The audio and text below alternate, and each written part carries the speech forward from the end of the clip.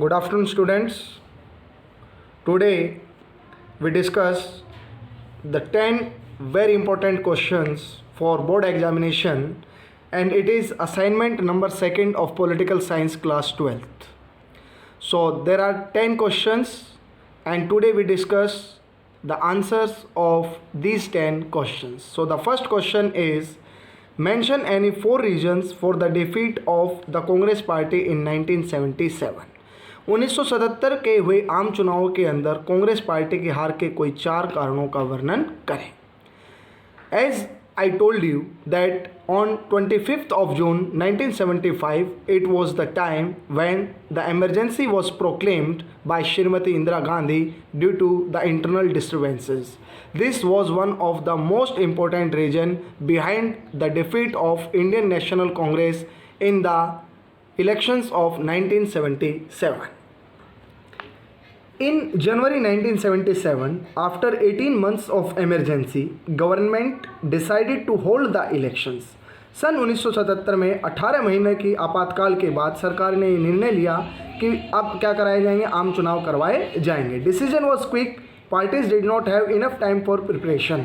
दूसरे राजनीतिक दलों के पास पर्याप्त समय नहीं था. Janata Party which had formed during the pre emergency period by collision of various anti Congress and anti emergency parties decided to fight against Congress. इस दल के अंदर जो कांग्रेस पार्टी की विरोधी जो राजनीतिक दल था वो जनता पार्टी थी, जो एंटी कांग्रेस लीडर्स के द्वारा बनाई गई थी. और उन्होंने एक स्लोगन दिया था इस इलेक्शन के अंदर, सेव डेमोक्रेसी. लोकतंत्र बचाओ के नारे के साथ उन्होंने इस इलेक्शन को रेफरेंडम का रूप दिया कि if you are against of the emergency, give और cast your vote in favour of Janata Party. And finally the result came in 1977. For the first time since independence, Congress had lost in center. Janata Party won 330 out of 540 seats. Now what were the main reasons behind the defeat of Congress party in the elections of 1977? First, misuse of power by the Congress party during emergency. सरकार ने, Congress party ने, सत्ताधारी दल ने सत्ता का दुरुपयोग किया. अननेसेसरी इनह्यूमैनिटीज़ वाले वर्क किए, चाहे वो स्टरलाइजेशन था, चाहे वो डिस्प्लेसमेंट था. बहुत से ऐसे अनरीजनेबल वर्क जो किसके द्वारा किए गए, कांग्रेस पार्टी के द्वारा किए गए. Extensive use of preventive detention, forced sterilisation and displacement. Opposition parties के लीडर्स को क्या करा दिया गया, बंदी बना लिया गया. उनको घर में नज़रबंद कर दिया गया, नसबंदियाँ करवाई गई और लोगों को विस्थापित किया गया. Middle class of north India moved away from Congress party. Specially जो मिडिल क्लास पीपल थे नॉर्थ इंडिया के, वो किससे दूर हो गए, कांग्रेस से दूर हो गए. क्योंकि इस एमरजेंसी का सबसे अगर इल इफेक्ट कहीं पर था तो नॉर्थ इंडिया के अंदर था. 1977 के अगर इलेक्शन की बात करें तो राजस्थान, मध्य प्रदेश में कांग्रेस को केवल 1 सीट मिली थी. बाकी के जो भी नॉर्थ इंडियन स्टेट्स थे वहाँ कांग्रेस इवन 1 सीट भी नहीं जीत पाई थी. Popularity of newly formed Janata party. क्योंकि जनता पार्टी जो एंटी कांग्रेस पार्टी, जितने भी अपोजिशन पार्टीज थी उनसे मिलकर बनी थी. और जो आपके मोरारजी देसाई थे, जिनको राइवल लीडर माना जाता था श्रीमती इंदिरा गांधी के अगेंस्ट में, वो इस पार्टी के मेन जो क्या थे, लीडर थे. दैट्स वाज द रीज़न कि इस पॉलिटिकल पार्टी की काफ़ी पॉपुलैरिटी थी. यही कारण था कि कांग्रेस पार्टी को हार का सामना करना पड़ा.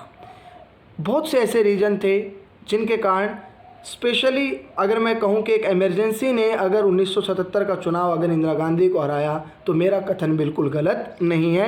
क्योंकि उनकी हार का जो सबसे बड़ा कारण था, उन्होंने जो मिसयूज़ किया, चाहे वो प्रेस को सेंसर किया था, उन्होंने प्रेस के ऊपर रोक लगा दी थी, फंडामेंटल राइट्स को सस्पेंड कर दिया था. ये भी एक इम्पोर्टेंट क्या था, रीज़न था. उनके 1977 का जो जनरल इलेक्शन वो हारे थे, उसका सबसे मेन रीज़न फंडामेंटल राइट्स को सस्पेंड करना भी था.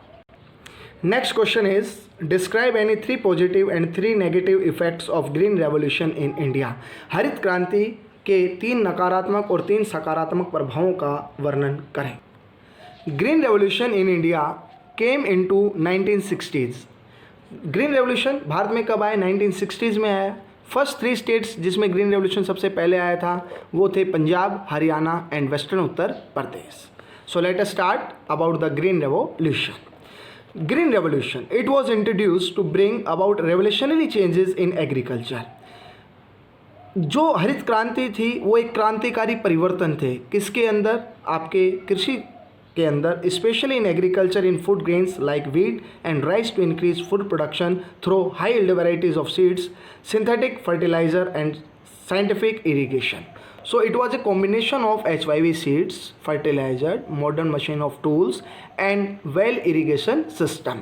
The main motive of green revolution was to increase the production of food grains, especially rice, wheat, etc. हरित क्रांति का मुख्य उद्देश्य खाद्यान्नों में आत्मनिर्भरता लाना था, स्पेशली जो हमारे खाद्यान्न थे चावल और गेहूं, क्योंकि सबसे पहले HYV जो बीज बना था वो किसका बना था, गेहूं का बना था. सबसे पहले मेरिट्स के बारे में बात कर लेते हैं. It increase food production specially in wheat followed by enhancement in the food security. अब इंडिया एक खाद्य सुरक्षा वाला देश बन गया क्योंकि कई गुना ज़्यादा जो था प्रोडक्शन वो इंडिया के अंदर क्या हो गया था, बढ़ चुका था.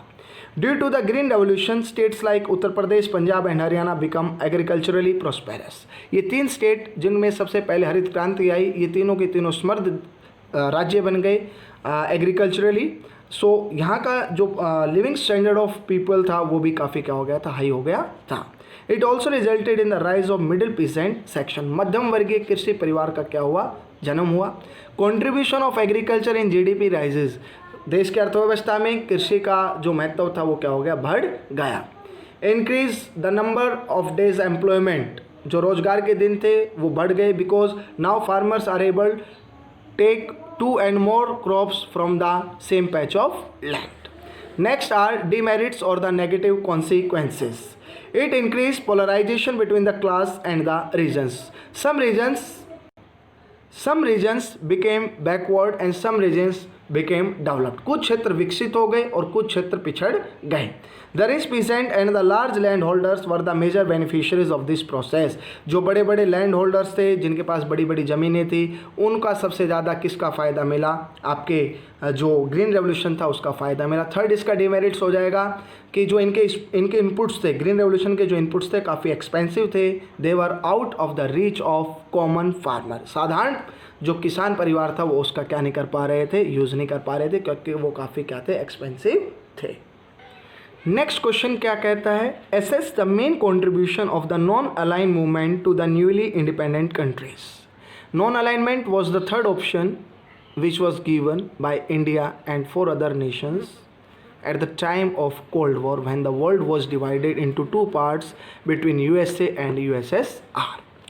Contribution of the non-aligned movement provided a third option of not joining the Cold War politics.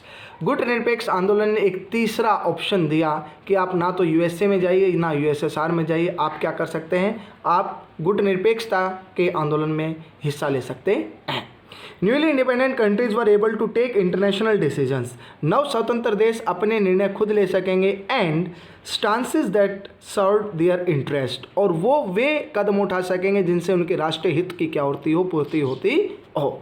They were able to balance both the super powers. वे दोनों महाशक्तियों के साथ शक्ति संतुलन स्थापित कर सकेंगे. इट मीन्स वो फ्रेंडली रिलेशंस USA और USSR के साथ बना सकते थे. They were able to preserve their sovereignty and independence. वो अपनी संप्रभुता और आज स्वतंत्रता को क्या कर सकते थे, बनाए रख सकते थे. These were the benefits for the newly decolonised countries of the world because of non align movement. Next question is explain India's nuclear policy. Bharat की परमाणु जो क्या है योजना है, नीति है, परमाणु नीति के बारे में बताइए. Explain any 4 important features of India's nuclear policy.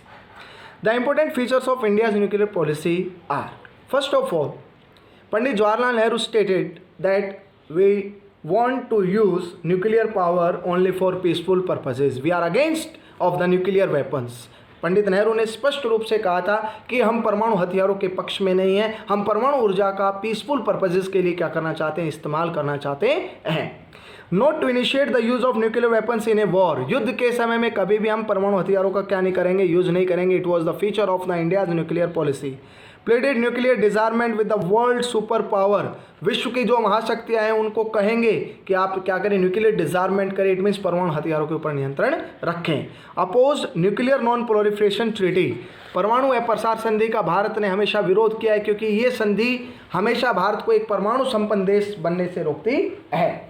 This treaty, what this treaty stated, ये ट्रीटी क्या कहती है कि those countries those who have tested their nuclear weapons before 1st of January 1967 they have right to maintain their nuclear weapons, otherwise no country is allowed to maintain its nuclear weapon, but India tested its first nuclear weapon in 1974। 1974 में हमने पहला परमाणु परीक्षण किया था और ये treaty कहती है कि 1967 से पहले जिन देशों ने कर लिया, तो 5 ही ऐसे देश थे जो सिक्योरिटी काउंसिल के परमानेंट मेंबर हैं आज। यूके हो गया, यूएसए हो गया, यूएसएसआर हो गया, फ्रांस, चाइना, ये कंट्रीज थे जिनके पास उस समय न्यूक्लियर वेपन्स थे। सो इंडिया ने आज तक इस ट्रीटी के ऊपर क्या नहीं किए, साइन नहीं किए हैं। India conducted a peaceful explosion test in 1974 to demonstrate self-sufficiency in nuclear technology। Bharat अपनी आत्मनिर्भरता को दिखाना चाहता था कि we are also independent or dependent on ourselves in the matter of nuclear technology। Next question, why was the nuclear test conducted by India criticized? Bharat ने जब अपना पहला परमाणु परीक्षण किया पोखरण के अंदर राजस्थान में, उस समय भारत को क्रिटिसिज्म क्यों झेलना पड़ा? The nuclear test by India was criticised in many parts of the country as well as across the world. भारत के कई क्षेत्रों में, हालांकि विश्व में भी भारत को क्रिटिसिज्म झेलना पड़ा। The main reason within the country was that there was a world wide inflation on account of Arab Israel war. उस समय अरब और इजराइल जो युद्ध था वो चल रहा था, जिसके कारण से वर्ल्ड वाइड जो इन्फ्लेशन, महंगाई की जो समस्या थी वो बनी हुई थी। And performing nuclear test in times of inflation pressurise the Indian economy. और इस समय में अगर इंडियन गवर्नमेंट ने क्या किया, न्यूक्लियर टेस्ट किया, तो उससे भारतीय अर्थव्यवस्था पर क्या पड़ रहा था, एक बोझ बढ़ रहा था। दैट्स वॉज द रीजन कि people criticise the first nuclear test which was conducted by the Indian government. Next question क्या है, what is the two nation theory advanced by the Muslim League? This two nation theory, द्विराष्ट्र सिद्धांत किसने दिया? Muslim League ने दिया। This political party was formed in 1906 by Salimullah, Aga Khan and Mohammad Ali Jinnah. India consisted of not one but 2 people. इन्होंने क्या कहा, to nation theory और मुस्लिम लीग ने क्या कहा कि भारत में एक लोग नहीं रहते, 2 लोगों का देश है, Hindus and Muslims. According to the Muslim League, there should be a separate country for Muslims, that is Pakistan. इन्होंने एक separate country की मांग की, पाकिस्तान जो मुस्लिमों का देश होगा। And India should be made of the Hindus only, और भारत किसका देश होगा? हिंदुओं का देश होगा। This was the two nation theory advanced by the Muslim League। ये वो थ्योरी थी जो मुस्लिम लीग ने, टू नेशन थ्योरी जो थी उसका एक रिजल्ट था पार्टीशन ऑफ इंडिया। काश ऐसा हो पाता कि सारे जो मुस्लिम्स थे उस समय अगर वो पाकिस्तान में होते तो आज भारत एक हिंदू राष्ट्र होता और कहीं ना कहीं जो जम्मू और कश्मीर की जो एक समस्या है उस प्रॉब्लम का सॉल्यूशन हो चुका होता। क्योंकि भारत देश को बाहर आतंकवादियों से कोई खतरा नहीं है, लेकिन भारत के अंदर जो छुपे हुए आतंकवादी हैं उनसे भारत को ज़्यादा खतरा आज भी बना हुआ है।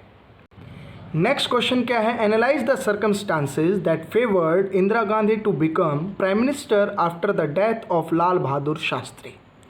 As you know that Lal Bahadur Shastri was died during the Tashkent Agreement in 1966. At that time, Tashkent was in USSR, but now it is the capital of Uzbekistan. Mention any 4 achievements of Indira Gandhi that made her popular as a prime minister. सबसे पहले हम उन परिस्थितियों का यहाँ पर वर्णन करेंगे, उसके बारे में डिस्कशन करेंगे जिसने सहायता की इंदिरा गांधी को प्राइम मिनिस्टर बनने की after the death of Lal Bahadur Shastri. Indira Gandhi was daughter of popular ex prime minister Jawaharlal Nehru. सबसे फर्स्ट रीजन था कि उनके फादर कौन थे, जवाहरलाल नेहरू, क्योंकि ये जो डायनेस्टिक चैलेंज है पॉलिटिकल पार्टी के सामने, वंशवाद की जो चुनौती है, ये तभी से चली आ रही है। सबसे पॉपुलर जो लीडर थे हमारे इंडिया के वो जवाहरलाल नेहरू थे और श्रीमती इंदिरा गांधी उनकी क्या थी, बेटी थी। She had become Congress president in 1958। सन 1958 में वो कांग्रेस की क्या बनी थी, प्रेसिडेंट बनी थी। She had been union minister for information in Shastri's cabinet during 64 to 66। 1964 से 66 तक वो केंद्रीय मंत्री बनी रही सूचना मंत्रालय के अंदर। She had given A positive famous slogan गरीबी हटाओ। उन्होंने 1971 के इलेक्शन में गरीबी हटाओ का नारा दिया था, जिससे उनको जीतने में काफ़ी मदद मिली थी। She had focused on the growth of public sector. उन्होंने सार्वजनिक क्षेत्र के ऊपर ज़्यादा बल दिया, चाहे उसमें 14 जो प्राइवेट बैंक्स थे उनका नेशनलाइजेशन करना था। इवन उन्होंने प्रीवी पर्स को भी ख़त्म किया था। वो ग्रांट जो प्रिंसली स्टेट्स के जो प्रिंसेस थे उनको दी जाती थी, उसको भी उन्होंने ख़त्म कर दिया। She had impose a ceiling on rural land holdings and urban property to remove disparities in income and opportunities. धन की असमानता को ख़त्म करने के लिए उन्होंने रूरल और अर्बन एरियाज में लैंड सेलिंग की। इवन जो अपॉर्चुनिटीज़ थी, इनकम अपॉर्चुनिटीज़, उसको भी क्या समान रूप से बांटने की क्या की थी, उन्होंने कोशिश की थी। She had abolished the princely privileges to prevail the principle of equality and economic justice. सामाजिक न्याय की स्थापना करने के लिए उन्होंने प्रीवी पर्स को भी क्या कर दिया था, समाप्त कर दिया था। Decisive victory in 1971 India's Pakistan was short Indira Gandhi popularity. और 1971 के अंदर जो इंडो पाक वॉर था, दैट वाज द माइलस्टोन, वो एक मील का पत्थर साबित हुआ in the popularity of the iron lady of India Shrimati Indira Gandhi. First nuclear explosion in 1974 also increase her popularity. सन 1974 में भारत के अंदर पहली बार परमाणु परीक्षण किया गया, ये भी उनकी पॉपुलैरिटी को चार चांद लगाए थे। India termed it A peaceful explosion. Bharat ने इसको एक शांतिपूर्ण क्या कहा था, एक पीसफुल एक्सप्लोजन कहा था। इट मीन्स कि हमने जो न्यूक्लियर टेस्ट किया है, it just only for peaceful purposes. So these were the steps which were taken by Srimati Indira Gandhi, and she became a popular leader among the masses of India. Next question is, analyze the reasons given by the government for declaring a national emergency in 1975, or what were the reasons behind the national emergency which was put by Srimati Indira Gandhi. Circumstances that led to imposition of emergency. First, clash between the executive government and the judiciary. At that time there was a clash between the executive because on 12 June 1975, it was the time when the Allahabad High Court declared that the election of Indira Gandhi was invalid. 12 जून 1975 को Allahabad high court ने श्रीमती इंदिरा गांधी के election को अयोग्य, it means invalid घोषित कर दिया था। So that was the clash between the executive and the judiciary.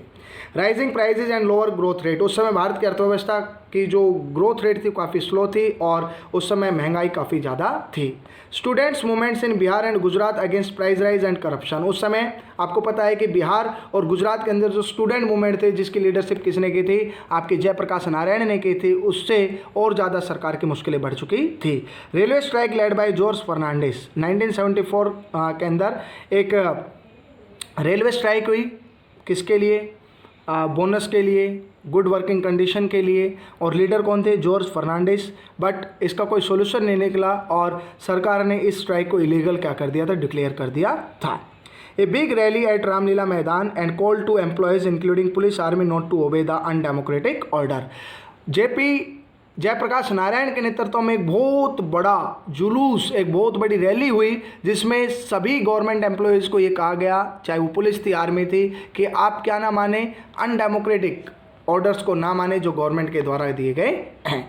Judgement of Allahabad high court setting aside the election of Indira Gandhi. Indira Gandhi के इलेक्शन को इनवैलिड किसके द्वारा घोषित कर दिया गया, इलाहाबाद हाई कोर्ट के द्वारा घोषित कर दिया गया। All this led to the atmosphere of distrust against Indira Gandhi, which hurriedly tried to save her position by imposing emergency. It was the time when Indira Gandhi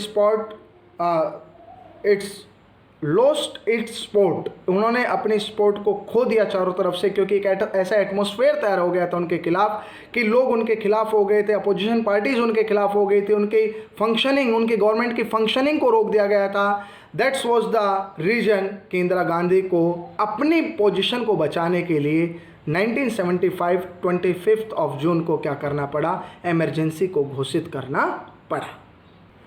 next question is, the Shah commission was appointed in 1977 by the Janata party government. सन 1977 के अंदर जनता party ने एक commission को गठित किया जिसको Shah commission कहा जाता है।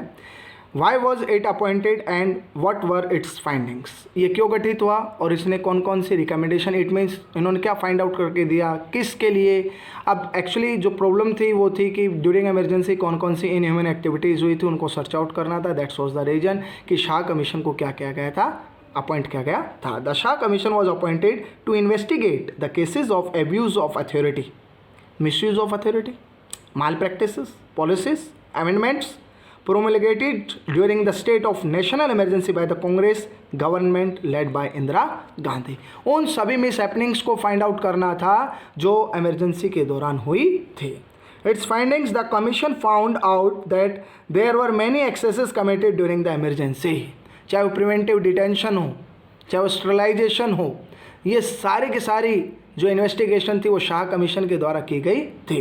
The government accepted the findings, observation and recommendations contained in the 2 interim reports and third and the final report of the commission. और इस रिपोर्ट की कमीशन को इवन पार्लियामेंट के अंदर भी क्या किया गया था, डिस्कस किया गया था। तो शाह कमीशन का इम्पोर्टेंट जो वर्क था to investigate the cases of abuse of authority, malpractices and amendment promulgated during the national emergency by the Indian National Congress.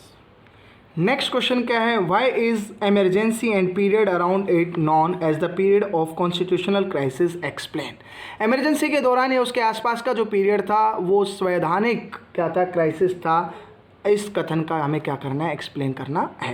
Conflict between parliament and the judiciary on the question can the parliament abridge the fundamental rights. इस चीज़ को लेकर विवाद था। Judiciary जो हमारे 2 organs थे, parliament जिसको हम लेजिस्लेचर कहते हैं और जुडिशरी के बीच में क्या पार्लियामेंट हमारे जो फंडामेंटल राइट्स है उनके अंदर संशोधन कर सकती है। Can the parliament curtail the right to property, because you know कि राइट टू प्रॉपर्टी को क्या किया गया था, रिमूव किया गया था by the 42nd amendment. Court said that it can not amend the constitution to curtail the rights. Court ने क्या कहा था कि फंडामेंटल राइट्स को हटाना किसके दायरे में नहीं है, पार्लियामेंट्स के दायरे में नहीं है। The parliament amended the constitution saying it can abridge no fundamental right for giving effect to directive principles, but the supreme court also rejected it. अब पार्लियामेंट ने क्या आर्ग्यूमेंट दिया कि हमने कोई फंडामेंटल राइट को क्या नहीं किया है, हमने एब्राइज नहीं किया है, बल्कि हमने तो डायरेक्टिव प्रिंसिपल्स को क्या किया है, इफेक्टिव दिया है, उसको शामिल किया है कॉन्स्टिट्यूशन के अंदर। बट सुप्रीम कोर्ट ने इस चीज़ को रिजेक्ट कर दिया। Due to these conflict this period is called the period of constitutional crisis. यही कारण है कि इस पीरियड को किस नाम से जाना जाता है, संवैधानिक संकट के नाम से जाना जाता है। So dear students, today we discuss 10 very important questions and their answers related to the board examination. It is your assignment number 2 from your second book, Politics, Indian Politics. So you should learn, understand these questions by watching this video. Like this video and subscribe my channel. Thank you and have a nice day.